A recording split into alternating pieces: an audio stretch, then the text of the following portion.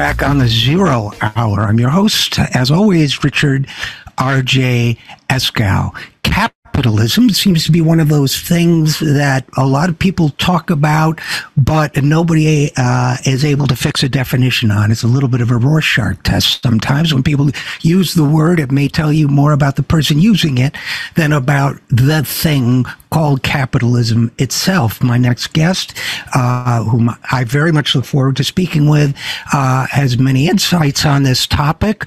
Nancy Fraser is a philosopher. She is a feminist. She is Henry and Louise A. Loeb Professor of Philosophy of Politics at the New School for Social Research.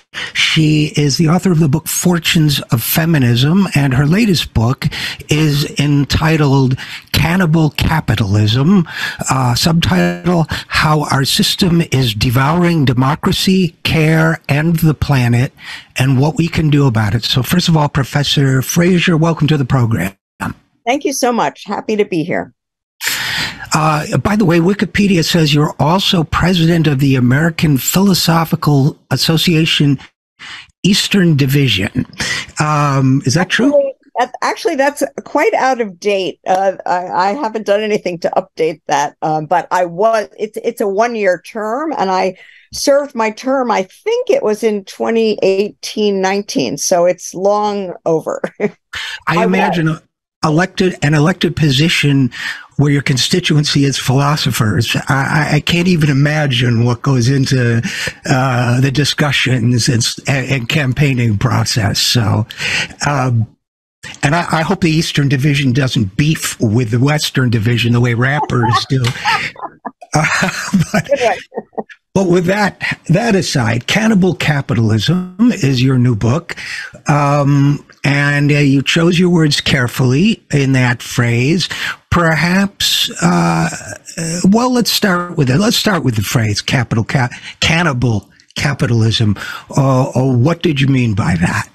Right. Well, actually, each of those two words needs a little bit of unpacking. So the most obvious sense of cannibalism, which everyone will think of at the first shot out of the box, is, the ritual eating of human flesh by a human being. And there's something ironic about that meaning, because it was applied to Black Africans who were themselves on the receiving end of Euro-imperial predation. So there's a kind of reversal, who's eating whom, right? Right. Now, and I have to confess that it gives me a certain satisfaction to, again, reverse that again and say, no, the real cannibals are the global investors, the mega corporations, the capitalist class, if you like, who are eating all the rest of us. But that's kind of at the level of, sort of spectacular imagery. I think there's a couple more, there's some more serious and, let's say, abstract senses in which I think it's meaningful to describe the capitalist system in general, and above all, as it exists today, as cannibalistic. One idea is that we speak abstractly. One enterprise cannibalizes another, right? And it usurps or siphons off the energies and wealth of that other thing and usurps it for its own purpose. I think that's a pretty good description of how the economic system within our broader society treats the rest of society, the way it treats the natural wealth of the planet, the caretaking energies of human beings, the creativity of working people, how it treats public goods that are funded by our tax revenues, how it treats the wealth and health of racialized populations off of whom it feeds.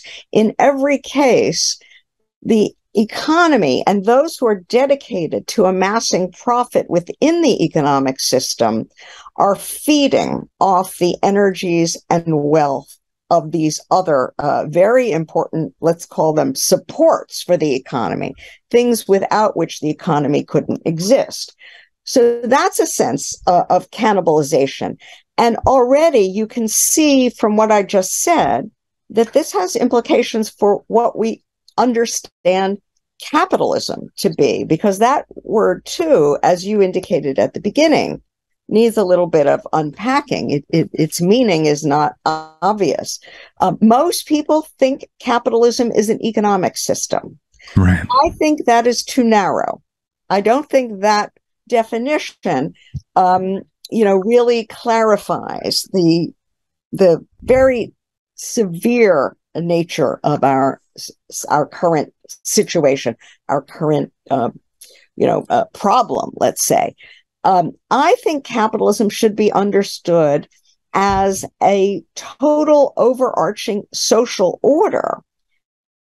So it's about not just the economy, but the relation of the economy to the economy's background conditions, to the families and communities, to the habitats and ecosystems, to the public powers and public goods, to the subjugated populations, usually racialized populations. It's the wealth incarnated in all of those areas that the economy in capitalism is sort of set up for the investors to make a meal of. Capitalism is the predatory cannibalistic relationship between markets and states, corporations and families, capitalist society and nature, and so on and so forth. So I think it's a social order that licenses and incentivizes those who are dedicated to amassing economic wealth, incentivizes them to feed off of everyone else. That's my definition.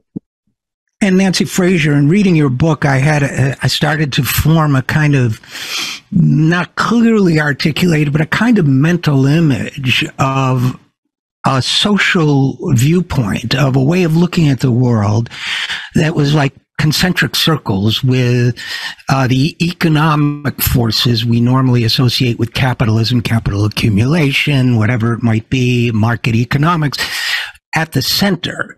And and around it, these layers that are not recognized as full realities, but merely, as you say, cannibalized, the way you cannibalize parts out of a broken down car to fix your other car, but not recognized in this worldview as fully real in their own right, whether that is care work, whether that is family relationships, whether, as you're making the essential point here, whether it's nature itself, that since this form of capitalism can only exist with political complicity and assistance, and since the political complicity can only exist with an unawareness among the general public of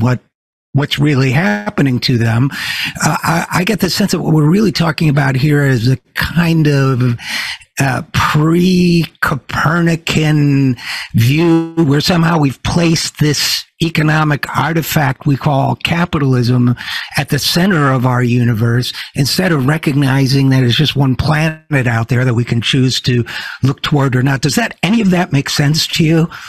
Yes, I think it makes a lot of sense. That's a very insightful way to look at it. The thing is, we have accepted definitions of what wealth is that are very specific to a particularly perverse and self-contradictory way of organizing human life, a capitalist way of organizing human life.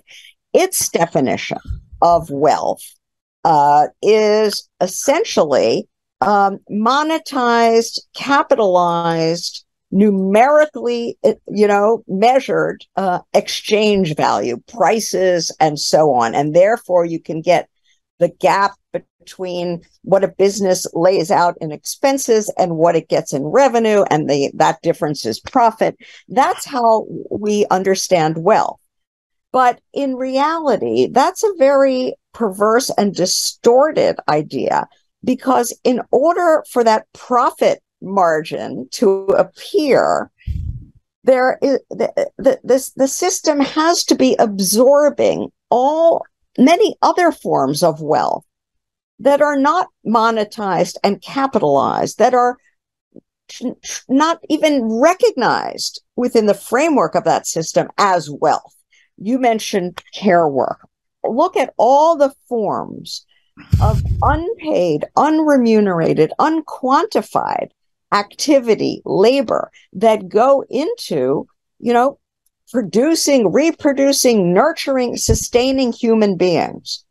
Without that activity, without that labor, if you want to call it that, it's not recognized as labor, but right. Without that activity, you don't have workers, the guys who go into the mines and the factories and the office buildings and flipping the burgers and so on and so forth. You don't have that without this whole other backgrounded, unacknowledged sphere of invisible work, unremunerated work.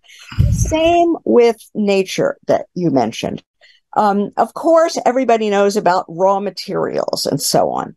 And now we even know a lot about energy. But what we don't know is that those things are not actually paid for at their full cost. It took billions of years for fossilized sources of energy to crystallize under the earth. Manufacturers tap them and use them up in an instant. There is no concern for replenishment, for repair of the damage that fossil fuel production does.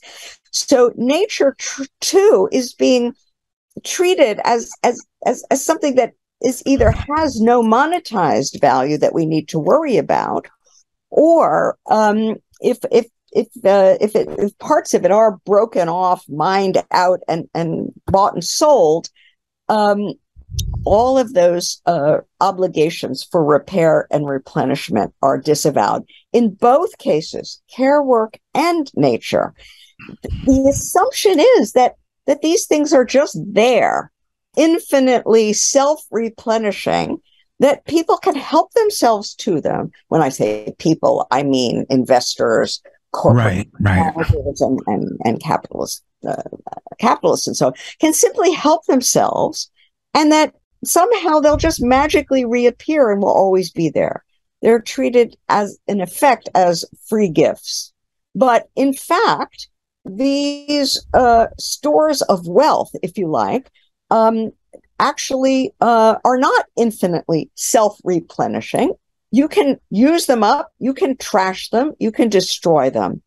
And basically, that's what a few hundred years of industrial production under capitalist auspices has done.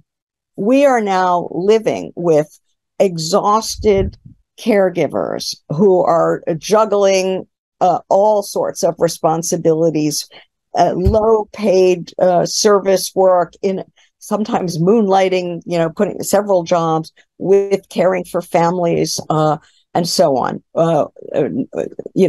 The climate crisis tells us enough about what the non attention to nature, the treating of it as just something to cannibalize. So yes, I think that what I am trying to do is take our definition of capitalism well beyond that economic sphere, which on paper people can tell you is immensely productive, and we get all the statistics of what a great productive system this is. But if you actually resituate it in the broader social frame, you will see it's not only productive, it's destructive. Right. Look how much, and if you measure the productivity gains against the destructivity costs, it's not at all clear that this is an efficient system. Au contraire. And productivity is so abstractly defined anyway. If I grow my own food, that's not economically productive, right? But if I sell it to my neighbor and she sells me hers, that's economically productive. And Professor Fraser, something else I kept thinking about in reading your book was this period that's been studied from various viewpoints, this period in history when England converted from, and sometimes it's idealized, I think, a little bit, but this period when the commons in English, the English countryside was taken over, appropriated by, what came to be known as the aristocracy and so on. And people could no longer use the land to graze their animals in common and so on and so on. That, as you know, in certain historical circles is an ideological battlefield and an argument for or against certain economic structures. But one article I remember in particular, the economic historian felt they were making, I think, a slam dunk case in favor of the reorganization of British rural society along these lines by saying, if you take an acre of land and you put it, or let's say 100 acres of land, and you put it under a single person's control, we can show you that caused a productivity increase of some 2.2 times, right? Multiplied it by 2.2, became at least twice as productive as it was before. But according to whom? How many people were displaced in that process? So when we boast about productivity, or when we measure success in terms of productivity, we have already crossed an ideological, or I don't know if ideological is even the right word, a perceptual threshold where we've already drunk the Kool-Aid, haven't we? Do you get what I'm driving at? I totally get it, and I agree with you. We're sort of what the photographers say. We're cropping the frame in such a narrow way that all sorts of really crucial things are left out of the picture. They're cropped out. So, for example, you're right that the Industrial Revolution in England begins with the enclosure of land, the privatization of what had been common lands. And in fact, what they do with those lands first is to take them out of agriculture and turn them into sheep grazing. This is all connected to the conquest of the so-called New World and to the opening, to the sort of offshoring of a lot of food production elsewhere. Because England doesn't really remain agricultural. They open the markets to cheap corn from abroad, and they destroy, the internal agriculture, and they funnel that wealth into industry, and then you get the coal belching mills, the satanic mills, and so on. So the dark satanic mills, sure. This is productive in the sense of how many, items you can churn out per hour using steam engines and horribly de-skilled, routinized labor and underpaid labor and so on. You can turn out a lot of standardized, mass production objects. But if you crop that frame there, you don't see everything else that is going on. And because capitalism is not a national system, it's a global system. And what was fed into those iconic textile mills in Manchester was cheap raw cotton produced by enslaved Black workers in the American South and elsewhere. So already you've got the interconnection of slave labor and free labor. Capitalism only talks about, the ideologists of capitalism only talk about free labor. They say this is a system based on freedom. Look, we abolished serfdom, feudalism. We set people free to go into the marketplace, strike their own bargain, freely sell their own labor capacity. But what they don't tell you is how this whole thing was also built on extractivism elsewhere of unfree workers. So this is part of my story of capitalism, that it's really a system in which free labor and unfree or dependent labor are linked together, functionally integrated within one social system. And that remains true long after the abolition of slavery. We still have plenty of or unfree or dependent labor today. Anyway, that's just one example of what it means to broaden the frame and take in the stuff that isn't talked about, that isn't recognized as part of capitalism. Absolutely. And thank you for that. And I want to quote from your introduction, if I may, which is why my glasses are now on, but because for a couple of reasons.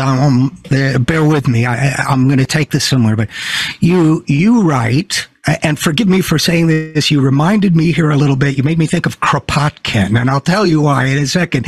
You write, it is common to think of a book as the fruit of an author's individual labor, but that view is deeply misleading. Virtually every writer relies on a host of enabling background conditions, and you go ahead and list them: financial support, library access, and so on, collegial criticism. You say these can constitute the hidden abodes, quote unquote, of authorship, to invoke a phrase that plays a key role in the pages to follow. First of all, you remind me of, I think it was Our Daily Bread, where he says, he talks about the bread that's being sold in the market. And if I recall, I'm relying on memory, but that we're not taking into account the hands that planted the wheat, and the hands with the scythes that cut the wheat down, and the roads that it was carried on the carts, and the people who baked it, and all that. And I've always considered that, whether accidentally or not, the source of Elizabeth Warren and Barack Obama saying, you didn't build that, and then getting criticism and not having the intellectual armature to defend what they said, so beating a hasty retreat, but in fact accurate. And to me, the reason why I bring this up is, one, you were walking the walk as well as talking the talk, but two, I think one of the things you're doing here is widening the frame, not only beyond typical capitalist discourse, but you're critical of the communist governments that also did not, of the 20th century, for example, who did not recognize the input of nature and the fragility of nature, and also cannibalize it. And I spent time in the former Soviet states as they were changing over, and I can attest to that there were enormous environmental problems there as well as here and elsewhere. And so I think, in a sense, even Kropotkin didn't acknowledge the earth from which the seeds grew, or the eons of evolution, or and so on, that created plant life. But I think that this widening of the frame is really, while we can probably both identify as being of the left, is really something that is almost orthogonal to it. I mean, in other words, even before left and right, there's this need to widen the frame. Do you understand what I'm driving at? Yes, I do. I would say, we could say that in general, civilizations select out, right, certain things to focus on and put other things in the shadows. That's a sort of general truth, I guess, about human cultures. But there's something specific about the way that is done in a capitalist society, differently from the way it's done in a feudal society or in ancient empires, slave-based empires, or whatever. And perhaps, I'll get to the communism story in a minute. But But yes, I appreciate very much the Kropotkin reference. I'm actually just starting to design a course that's going to include reading him and possibly even the very work you just mentioned. And I do think you're right to mention Elizabeth Warren's, you didn't build this factory, you didn't build this business, we did. Now, I don't know how far she wanted to take that, but the we there should include not just those who were paid for what they did, but also those who were not paid, but whose life activity contributed.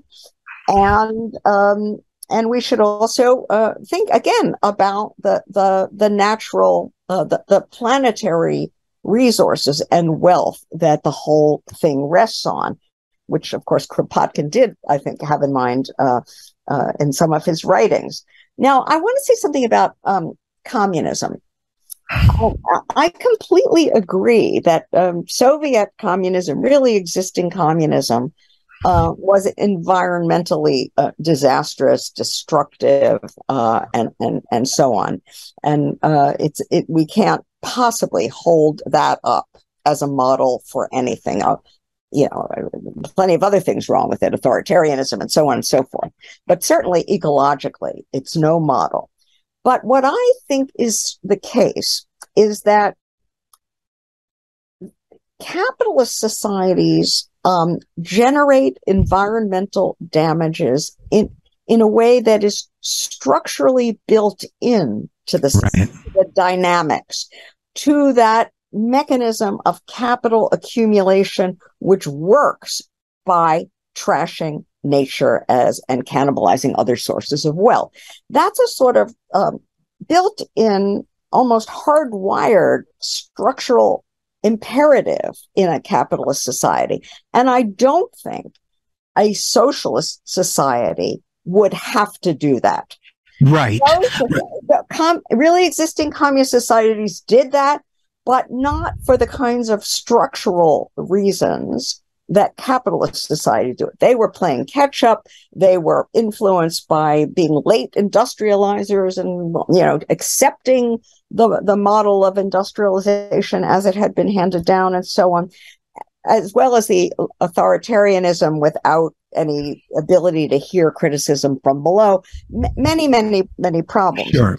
So my claim would be that ecological cannibalization, that in order to overcome it, it is necessary to overcome this capitalist cannibalism, but not sufficient, because it could continue in other forms, but it doesn't have to. Necessary but not sufficient, and is my view about it. And it's possible, quite possible, to imagine a socialist society, for example, without this kind of predatory relationship to nature and these other outer circles of reality, whereas capitalism inherently, as we understand it, demands growth, right? And you're right about this. And since it demands infinite growth in a finite environment, that's the inherent destructiveness of it. Professor Fraser, before we conclude, there is one area I wanted to touch on a little bit, and that's feminism and what has come to be known as, obviously there are many different forms of feminism, many different forms of civil rights activism and so on, but the issue of, I know you've addressed Sheryl Sandberg's book, Lean In, and so on. The notion, it seems to me, the growing notion among various groups, women among them, that the solution is broader demographic representation in the current system.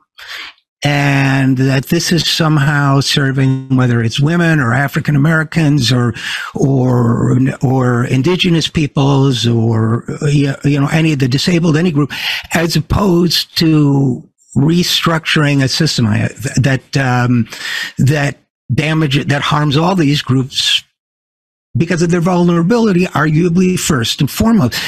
So it seems to me that it's a difficult subject to talk about in some circles, but I know a lot of people who identify as progressive who I would not consider progressive on the fundamental issues that are driving this social and economic engine. So I'm just wondering, how does one reconnect those? I know there are great thinkers who are doing it, great writers who are doing it, yourself included, but how does one in a broader sense reconnect the struggle to understand the force we're up against, this cannibal capitalism, with the understanding that representation alone is not a solution, which at least is my personal belief?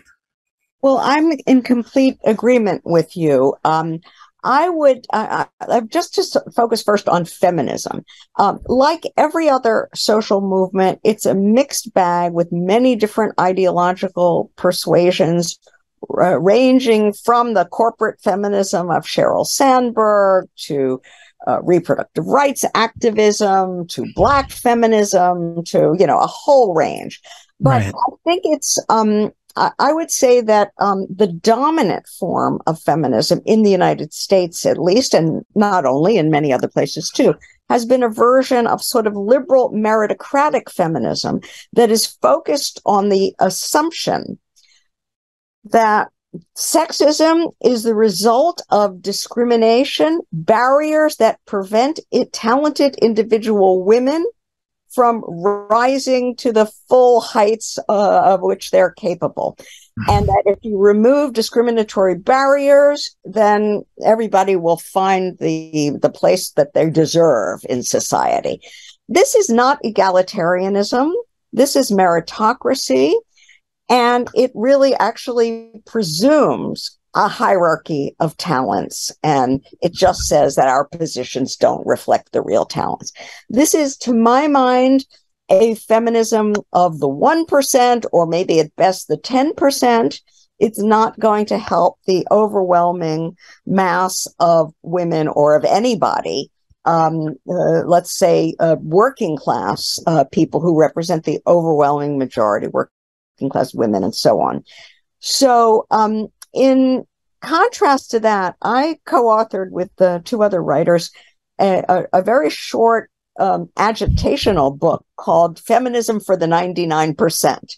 And this was an attempt to articulate, using that language of Occupy, an alternative form of feminism that was genuinely egalitarian and that required, to use another Elizabeth Warren phrase, deep structural change. It requires changing the relation between the economy as traditionally defined and those background conditions. Above all, if we're talking about male-female gendered relations, then the relationship between production and reproduction. Right. Because capitalist societies uniquely split these things apart. They say some things are work. You leave the house, you do it, you get a paycheck.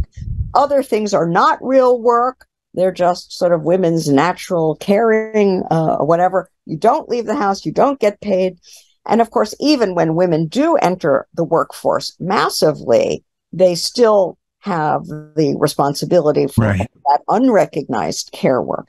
To my mind, it's that division, production, reproduction, and that cannibalizing dynamic built into that is the sort of structural basis for gender asymmetry in capitalist societies. And unless you attack that structure, all you'll end up doing is getting, a few, some relatively small percentage of already privileged women who are already well educated, have cultural and social capital, so to speak, the connections and the class background. You'll get them into high positions, but that's not going to change things. And I would make an exactly parallel argument around issues of race, ethnicity, and so on, because there too, what you end up with the dominant form of liberal anti-racism what you end up with is what Keeanga-Yamahtta Taylor has memorably called black faces in high places.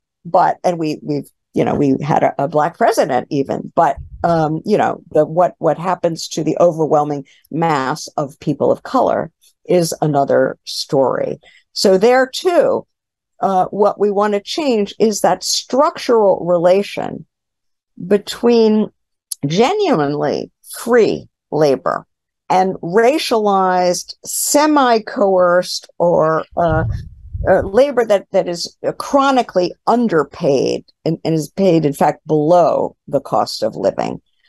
We've got this dual labor system, even within paid labor, that largely corresponds to race, both within the United States and globally. We have what Du Bois called the global color line, which is exactly this division between fully free and fully remunerated labor and this sort of sweatshop or coerced or underwaged labor. Anyway, these are deep structural features of cannibal capitalism, and you can't get the kind of equality that most people think they're aiming for when they join a feminist movement if you don't reject that liberal meritocratic version and go for another version of feminism. Well said, and there's so much more we could talk about. I'm sorry that we're out of time, but again, my guest is Nancy Fraser. Her book is Cannibal Capitalism: How Our System is Devouring Democracy, Care, and the Planet, and What We Can Do About It. We didn't even get to talk about democracy, but next time, and hopefully there'll be a next time. So thank you for writing this book. It's very valuable, and thank you so much for coming on the program. Thank you. It's been a real pleasure. A lot of fun to talk to you. And likewise. And we'll be right back after this. I'm Richard RJ Eskow, and you're listening to The Zero Hour.